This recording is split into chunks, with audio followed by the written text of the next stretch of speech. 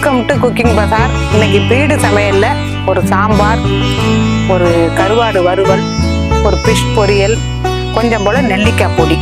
இந்த பாருங்க, இந்த செடி வந்து நல்லா கிரீப்பர் வந்து ஏறி ஆழம் விழுது மாதிரி சூப்பரா இறங்கிருக்கு. மேல கிரீப்பர் தான், இதோட விழுது வந்து எவ்வளவு அழகா இருக்கு. ஜோரா இறங்கி சூப்பரா வந்துருக்கு. இது பீடு சமையல்ல போன நட தீபாவளி பலகாரம்னு கொஞ்சம் போட்டோம்.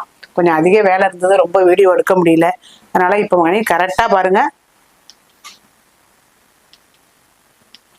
உலை வச்சாச்சு. மணி வந்து 1:17 ஆகுது. நம்ம பீடு சமையல் இன்னைக்கு 1:17க்கு ஸ்டார்ட் பண்றோம். சிம்பிளான சமையல் தான், குயிக்கா செஞ்சிடலாம். 1/2 கப்பு துவரம்பருப்பு, இதை வாஷ் பண்ணிக்குவோம். முதகாலை களைஞ்சிட்டு மறுகாலை எடுக்கிற அரிசி தண்ணியை குழம்புக்கு எடுத்துக்கிறேன். ஒரு 100 கிராம் துவரம்பருப்பு எடுத்திருந்தேன், அதை வாஷ் பண்ணிட்டேன். அது வேகிறதுக்கு அரிசி களைஞ்சிட்டு எடுத்த தண்ணியை கொஞ்சம் ஊற்றிட்டேன். 2 தக்காளி, 2 பச்சை மிளகாய், 1/4 கிலோ முள்ளங்கி, ஒரு துண்டு காயம், கொஞ்சமா மஞ்சப்பொடி போடுறேன். அப்படியே மூடி சிம்மில் வச்சு 3 விசில்.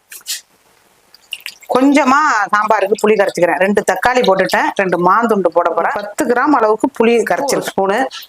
அது கூடவே நம்ம குழம்பு மிளகாய் தூள் சின்ன ஸ்பூனால 2 ஸ்பூனு. எண்ணெய் சட்டி போட்டாச்சு. சும்மா ஒரு ஸ்பூனு நல்லெண்ணெய். இது வந்து நெல்லிக்காய் பொடிக்கு ஒரு துண்டு காயம் நல்லா பொரிஞ்சிட்டு, ஒரு 2 ஸ்பூனு உளுத்தம்பருப்பு.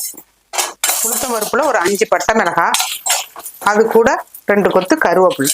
நெல்லிக்காய் வந்து ஒரு 4 நெல்லிக்காய் நறுக்கி வச்சிருக்கேன் பொடி பண்றதுக்கு. இதை வதக்க கூடாது, வதக்குனா டேஸ்ட் மாறி போயிடும். நல்லா வறுபட்டுடுச்சு. இதை வந்து மிக்சி கப்புக்கு மாத்திக்கும்.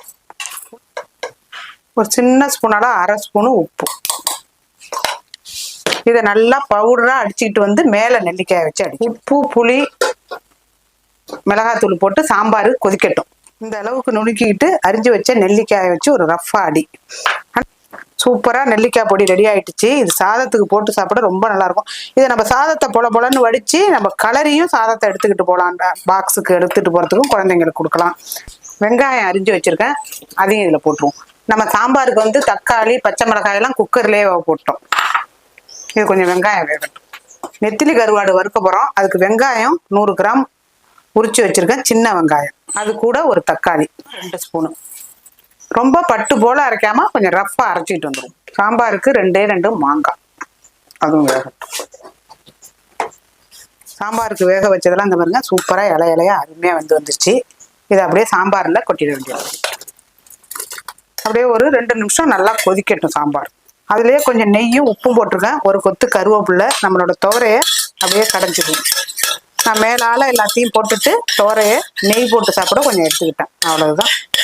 இதுலயே காரம், பச்சை மிளகாய் எல்லாம் வெந்துருச்சா, நல்லா இருக்கும். காரம்லாம் இறங்கி சூப்பரா இருக்கும்.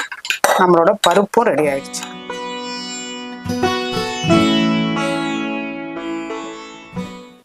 இதுலயே எல்லாம் வெந்ததுனால ரொம்ப நேரம் கொதிக்க வேண்டாம். கருவேப்பிலை, பச்சை கொத்தமல்லி,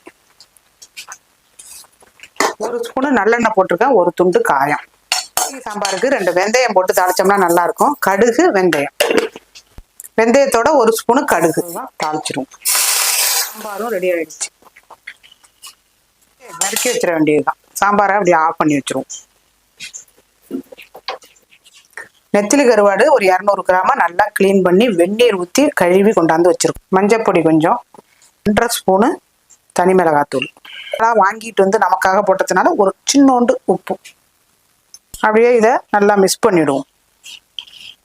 இந்த மாதிரி அரைச்சிக்கணும், ரொம்ப பட்டு போல அரைச்சிக்க கூடாது. இதுலயே நம்ம நல்லா பெசரிக்கலாம். எல்லாத்தையும் போட்டு பெசரிக்கிட்டு காமிக்கிறேன். ஒரு கத்து கருவேப்பிலை, அவ்வளோ எல்லாம் பெசரியாச்சு. இந்த எண்ணெயில நம்ம அப்படியே ஒரு ஸ்பூனு நல்லெண்ணெயில போட்டுருவோம். நம்ம அப்படியே பெரட்டி விட்டு நல்லா ஒரு மூடியை போட்டு நல்லா தம்முல மூடி சிம்முல போட்டுருணும்.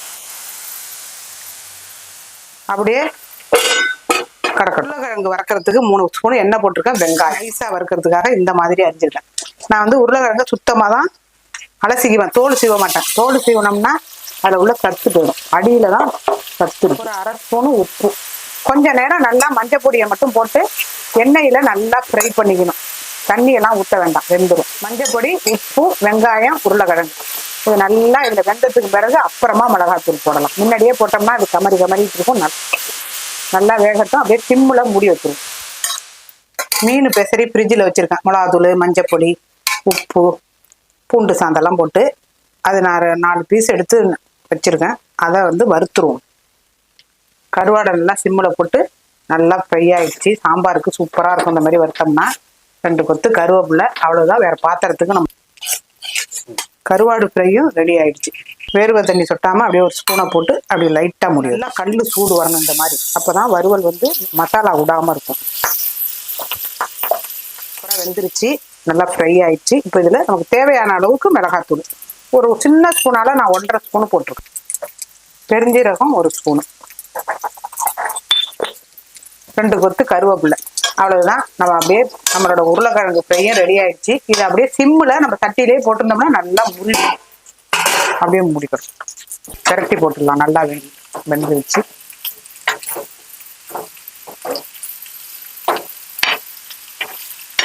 மணி வந்து இப்போ கரெக்டாக மணி வந்து நம்ம 1:17க்கு ஆரம்பித்தோம். இப்போ மணி 2:04க்கு முடிச்சாச்சு. உருளைக்கிழங்கு ஃப்ரை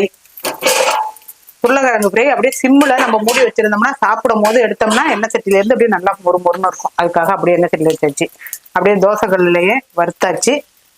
ஃபிஷ் ஃப்ரை, சாம்பார், முள்ளங்கி சாம்பார், நெத்திலி கருவாடு. நமக்கு வந்து நெல்லிக்காய் ரொம்ப உடம்புக்கு நல்லது. ஒரே மாதிரி செய்யாமல் இந்த மாதிரி வந்து பருப்பு நெய், தயிர், மாம்பழம்.